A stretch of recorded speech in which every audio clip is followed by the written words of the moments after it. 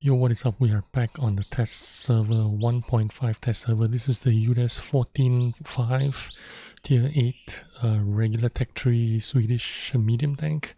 But before we start with our reaction video, let's go and check out. Click on your name and it takes you to a new interface. Your personal reserves are up here. It's still the same personal reserves interface, but they've remapped it and I made it this way. This is a much better interface. Here it shows you how much new Watt premium account you have. I have 2 days of this. So you have standard account and you have a Watt premium account. It's the same price as the old premium account, by the way. You have manageable bonus experience, and the way this works is you can, post battle, you can ×3 whatever good battles that you have, or you can multiply ×3 to the same tank 5 times in a row if you choose so, for you to speed grind whatever tank you have. I suppose it stacks up with your daily ×2, ×3 and ×5 as well, but I'm not sure about that. But I think that's how it works. You can ×3 on any tank you want after the game. How many same tanks if you want 5 times, to a maximum of 5 times.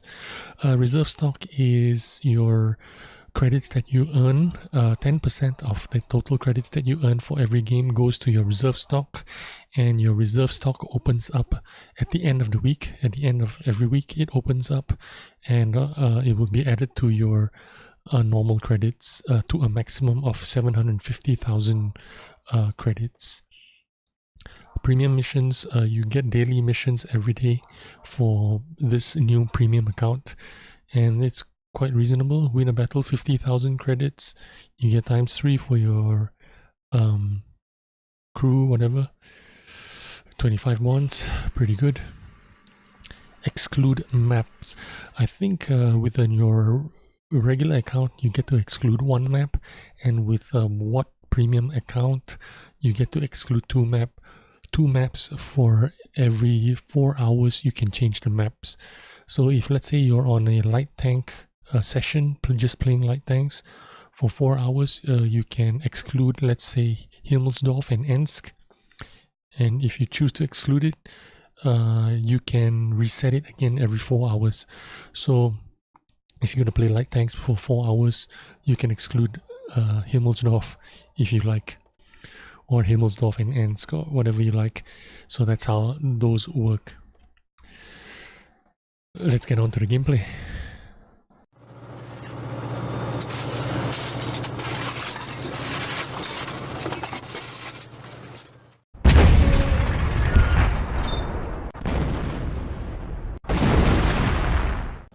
Shout out to Hellfog from the NA server. Both our first games in the UDES 15-16 tier 10 medium tank from the Swedish line. It's my first game, and this isn't my replay, as you can tell. This is Hellfog from the NA server. I'm right behind him actually. I had an okay game, but Hellfog had an even better game, so I asked him for his replay, and let's watch him play. We are in Lakeville and we are rushing down. We're gonna zerg down the 1-2 line because what the hell, you can hull down, right? Let's check it out. Let's try the 1-2 line. So immediately he's gonna have a customer, and EBR snapshot took it and made it. So the first indication of this kind of gun is it's not a bad gun, isn't it? It's working. 440 damage, 254 penetration on the standard APCR shells. However, the premium shells are heat shells with 310 penetration and about 7.5 seconds of reload time. If you're having food, BIA and rammers installed in your tank. 0.32 dispersion, slightly better than the UDES 16, which was 0.33 if I'm not mistaken, and the dispersion on the move is 0.10, and while it's traversing 0.07, which means this thing can really snapshot. It's really good at it. The aim time is 2.2 seconds, not the greatest, but it'll suffice. Now, if you're familiar with Lakeville on the 1-2 line, this 1-2 line is really mushy and it really sucks out your terrain resistance. And it looks like this UDES is doing really well, even with the terrible terrain resistance that you experience in this part of the map. If you're familiar with it, you know what I'm talking about. Your tank is really sluggish here. And here he's trying to make use of that 7-degree gun depression. Nice. So he can snapshot and reverse back into safety while that Badger is reloading. And now it's time to apply more pressure. Although this looks like a close game, we do seem to have the advantage as long as we don't die in the cap here while they snipe from across the map from the eastern side. Now he's going to be blind shotting some UDES at the back, because he's going to be taking some shots from a UDES at the back pretty soon.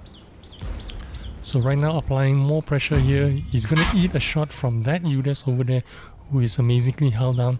And there you go, bounce the shot from the UDES in the distance. He's probably over the... Oh, there is a FL-10. So try to take that tank, that light tank out. We have a 1 tank advantage here. And that's the problem about capping in the southern side of the map, is you're going to get sniped from across the east side. As long as they have someone proxy spotting you close to the cap circle, they're going to be able to snipe you down. Now fortunately there is a carcass here, and these 3 tanks are going to make use of that carcass, and all 3 are great hull down tanks, the V4, the Badger, and obviously the new UDES 1516. As long as he can protect his frontal armor, his lower plate, or the lower part of his really flat hull, he's gonna be fine. Now that is the rebalance type 5. For me, I found it kind of tough to penetrate him from the front or from the sides, but right now Hellfog, sorry, is sniping, blind shotting that UDES 1516 hiding in the back, taking his chances there, blind shotting whenever he just keeping his gun seeing, I guess. And there you go, there's the UDES. Really flat target from a distance. I don't think he's easy to hit. In fact, I think he probably didn't hit him in the blind shots. But you don't see me in this game, but I'm actually down on the K line, right behind that hill there, towards the right. And he's trying to break through. 12-7, the game is almost over. It's time to clean up. You might as well push forward and see if he can get as much damage as possible. Hellfog is well past 4,000 damage.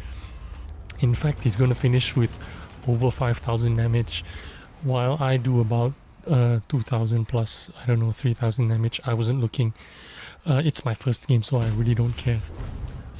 Anyway, shout out to Hellfog for emailing me this replay so that I can post it and give you an insight to what the UDES 1516 looks like. It does feel like a regular tier 10 medium tank.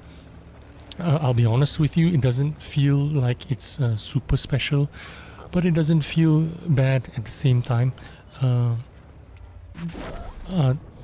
Hellfog managed to kill himself there because the V4 was waiting for him.